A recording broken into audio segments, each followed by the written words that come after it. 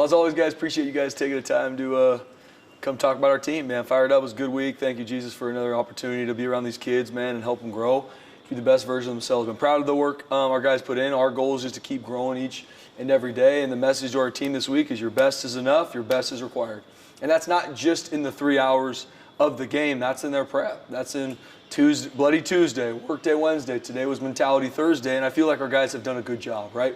We'll find out the product on Saturday afternoon, but I'm proud we're out now. Now we got to deal with travel and all that kind of stuff. Excited to experience this with our team. We're going to go to the stadium today and just to see it. So when we see it on Saturday, similar to South Florida, it's not too much shock at all. It's just another football field that our guys can go cut it loose. So proud of the work our guys have put in. Injury-wise, Jaden Mickey's still going through concussion protocols. We'll see game time decision if he's able to go. He's done a really good job. He's practiced.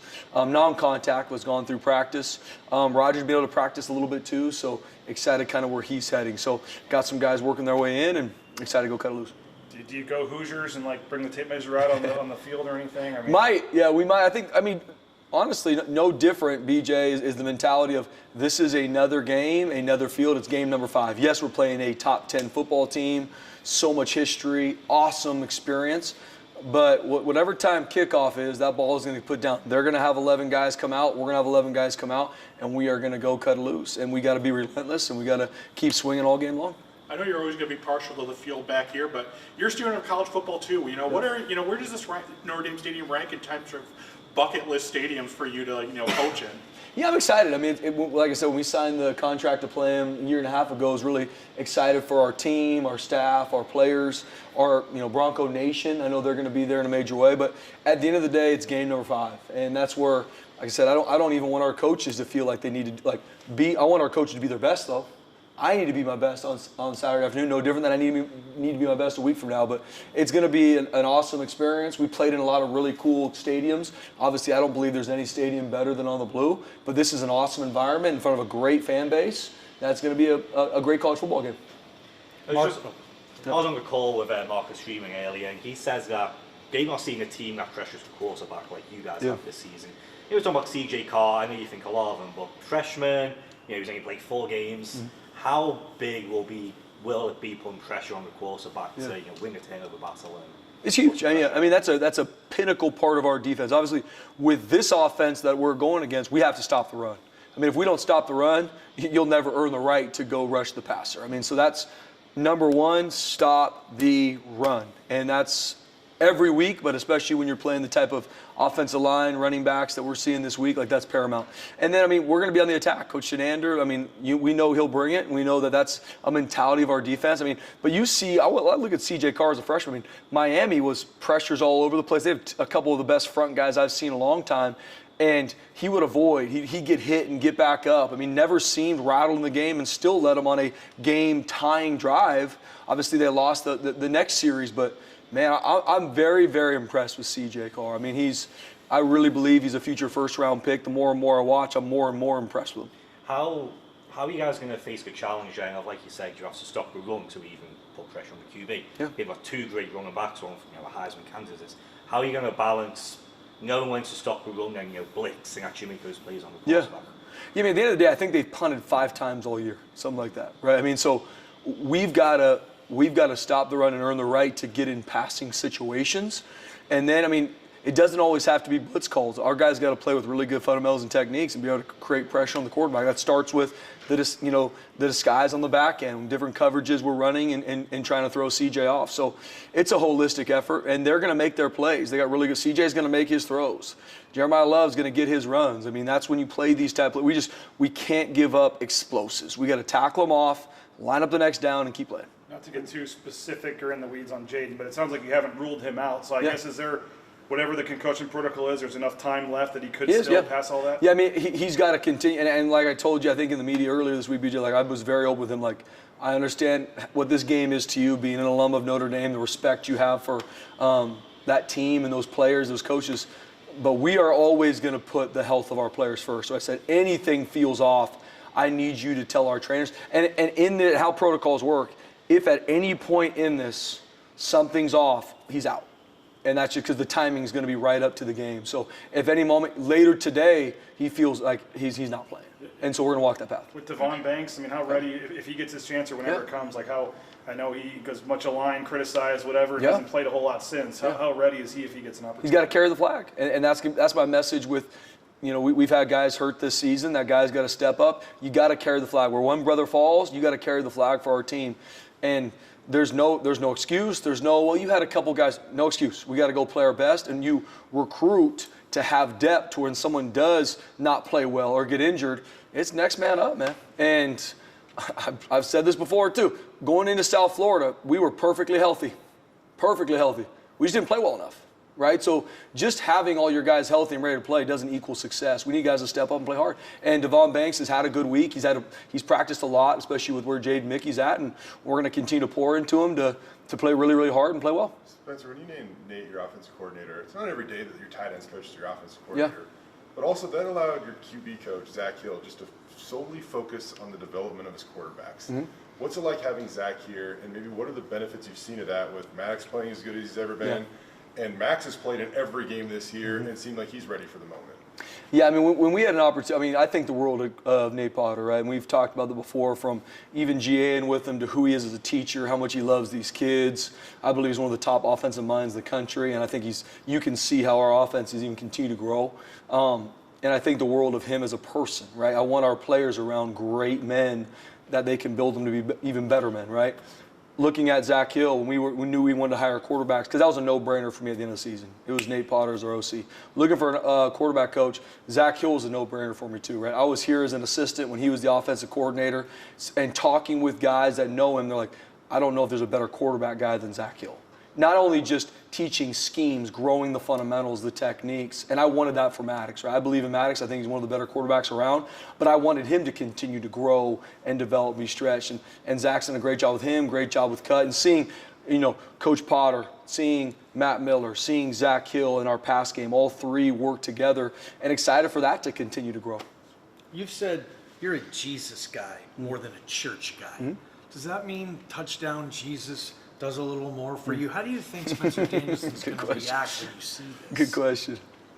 I'm excited to see it, to be honest with you, Johnny. I mean, I don't put a preview about too much of that stuff, but I am a Jesus guy, and there's so much history there, and I think it's really cool what Notre Dame's about and what they've been able to be about for a lot of years. And I am a Jesus guy, so I'm excited to see it.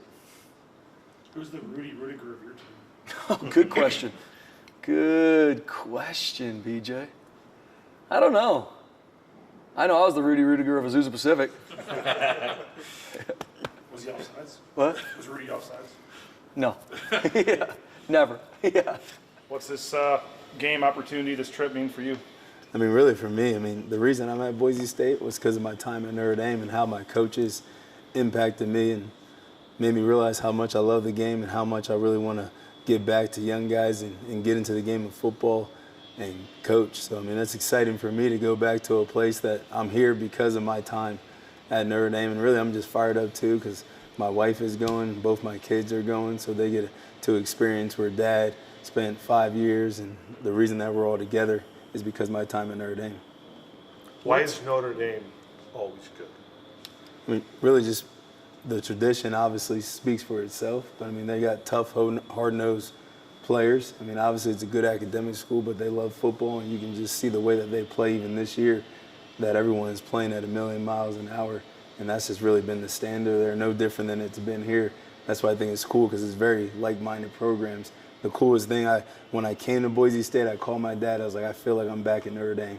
The community loves football, the players love football, and there's very like-minded programs. So obviously I'm excited to toe it up on the other side one last time, hopefully right here on this Saturday, and give the Broncos a W. When I should have known this, I apologize. When was the last time you've been back?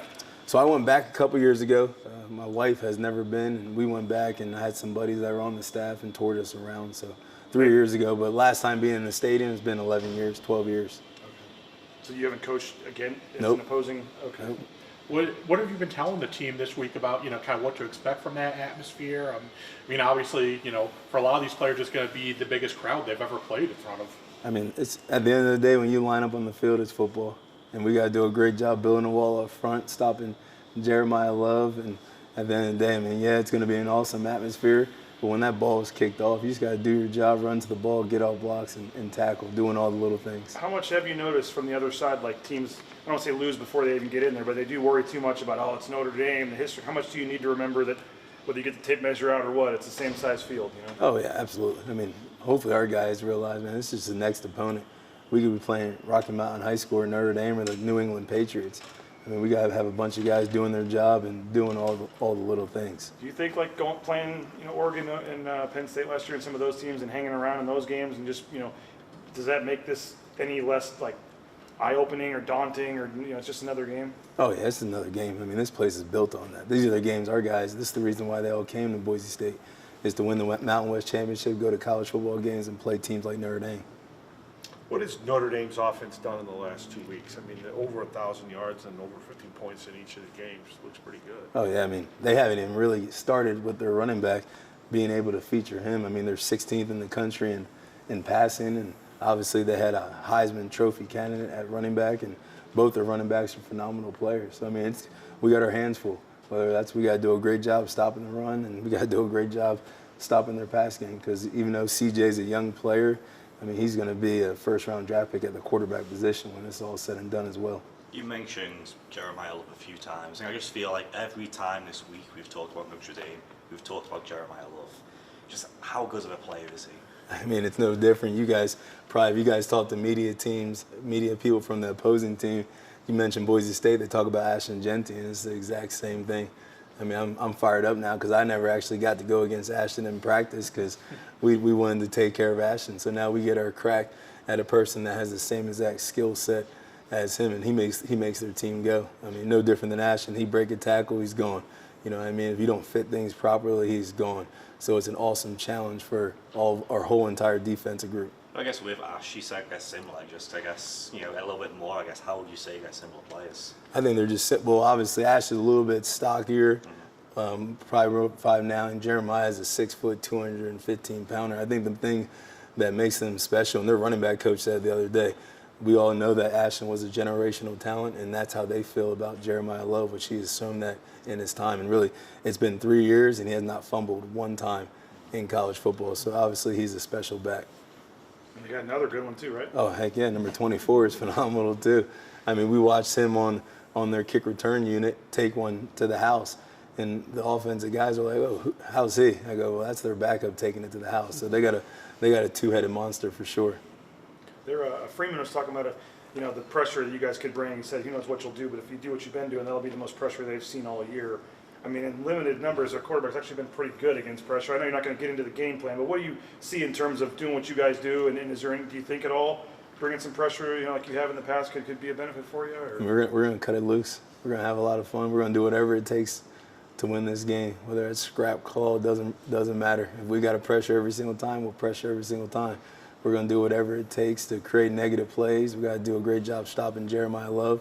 Obviously, Coach Shins will be calculated with everything, but we got to do whatever it takes to win this game and get us some momentum. In terms of just how you guys have done through 4 games with getting pressure on the quarterback, and sometimes it results in sacks, sometimes it doesn't, but how do you think overall and what you guys are doing through 4 games, getting in the backfield? How you guys doing? I mean, it's funny. I mean, you look at our first couple opponents, it was almost very unique on the offense that we were playing. We played South Florida that had a more elite runner that obviously we were concerned about him getting out of the pocket. You play Eastern Washington, and obviously it's a lot of quarterback run game. And versus Air Force, I mean, we could care less if they were throwing the ball. We were all focused on triple options. So I hope last week was a good indicator on how well we can get after the quarterback, and as well with the way that our DBs played last week, confident too in the passing game. What about the nickel? I mean, we don't know the status on, name escapes me. Mickey, Sorry, yeah. guys. And then, Banks has had the position before. I don't know if anybody else is rotating in there. What can you tell us about what we're going to see from the nickel on Saturday? Mickey's still, I mean, obviously I'll let Coach D and handle all of that stuff, but Mickey's been doing a good job just going through concussion protocol this week, and he was able to go through some practice the last couple of days. So I mean, if he can go, he'll roll. But obviously Banks has to get ready as well. I mean, you might see Buck out there playing some nickel too. So we're going to put our best 11 on the field. With Banks, I mean, how ready is he to get another opportunity? I think he's grown a lot. I mean, obviously, and it's funny. Like you look at a couple of those plays during South Florida, and everyone's like, what the heck's going on? But then if you really look at the way he played well, but those plays speak volumes. And he has grown a lot from then. He understands now, like, our guys need him, our team needs him. And he's grown a lot just really in his practice habits, because the way he practices is going to be the way he plays, and he had a good week of practice so far. You mentioned Ty. I mean, how elite is he playing right now? And if he did have to slide into that nickel role, how do you think that suits him? I mean, Ty's playing at an elite level, but there's always more in the tank for him, and he knows that as well. And our biggest challenge for him is to be the very best player in the country, best safety, best DB, whatever that may take. And that's where he wants to be, and we got to keep pushing him as a group. Regardless of whether you're players or not, what do you think? What this trip mean for Jaden? I mean, you obviously know it Oh, well, yeah. but for him, having guys he played with and have a degree from there too, I mean, just being so recent, what's this mean to him, you think? Oh, I'm sure it means everything for him. I mean, I'm sure he had this thing circled as soon as he said he wanted to be a Bronco and fired up to get back to South Bend and show his former teammates, current coaches, that he's a heck of a ball player. So I know it means a lot to him, but he also is a very mature kid, and he realizes it's just another football game when it's all said and done. Thanks, Oh, heck yeah. Appreciate it, guys. Heck yeah.